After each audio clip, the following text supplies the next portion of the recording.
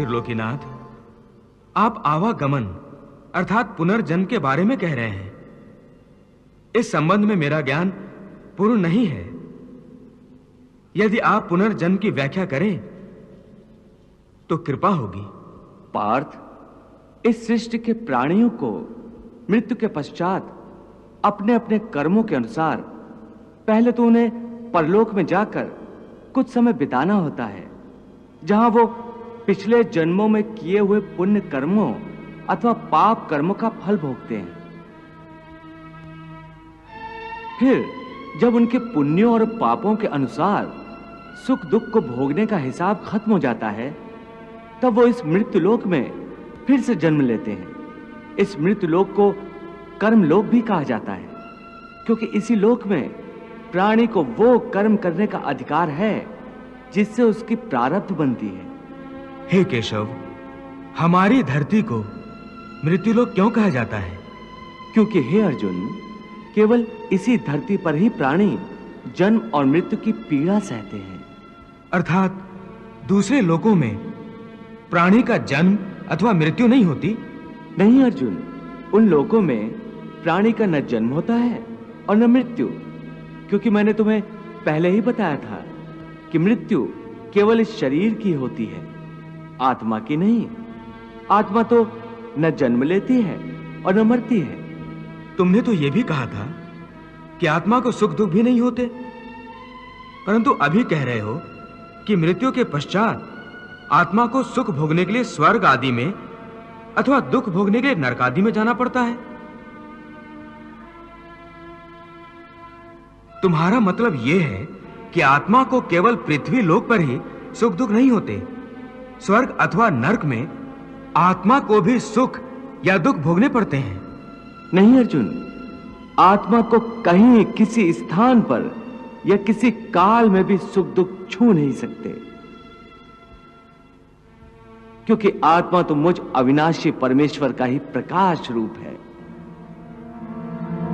हे अर्जुन, मैं माया के अधीन नहीं, बल्कि माया मेरे अधीन है, और सुख दुख तो माया की रचना है। इसलिए जब माया मुझे अपने घेरे में नहीं ले सकती, तो माया के रचे हुए सुख या दुख मुझे कैसे छू सकते हैं? सुख दुख तो केवल शरीर के भोग हैं, आत्मा के नहीं। हे केशव, लगता है कि तुम मुझे शब्दों के मायाजाल में भरमा रहे हो। मान लिया कि सुख दुख केवल शरीर के भोग हैं, आत्मा इनसे अलिप्त है। फिर जो शरीर उनको भोगता है उसकी तो मृत्यु हो जाती है, वो शरीर तो आगे नहीं जाता। फिर स्वर्ग अथवा नरक में सुख दुख को भोगने कौन जाता है? जीव आत्मा। जीव आत्मा? हां पार्थ, जीव आत्मा। ये जीव आत्मा क्या है केशव? देखो, जब किसी की मृत्यु होती है तो असल में ये जो बाहर का स्थूल शरीर है केवल यही मरता है। इस स्थूल शरीर के अंदर जो सूक्ष्म शरीर है वो नहीं मरता।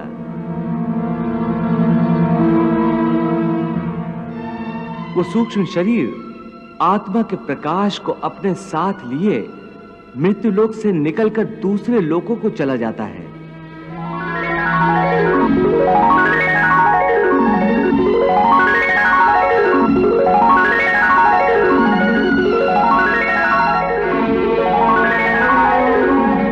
उसी सूक्ष्म शरीर को जीवात्मा कहते हैं।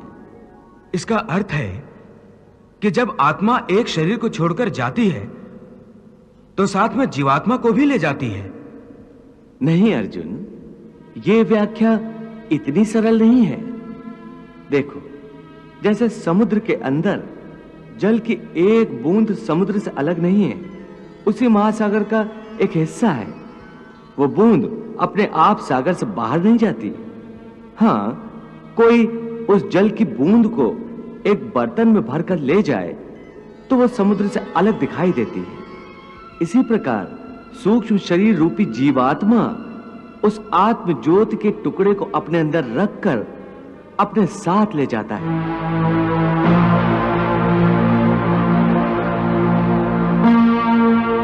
यही जीवात्मा की यात्रा है, जो एक शरीर से दूसरे शरीर में, एक योनि से दूसरी योनि में विचरती रहती है।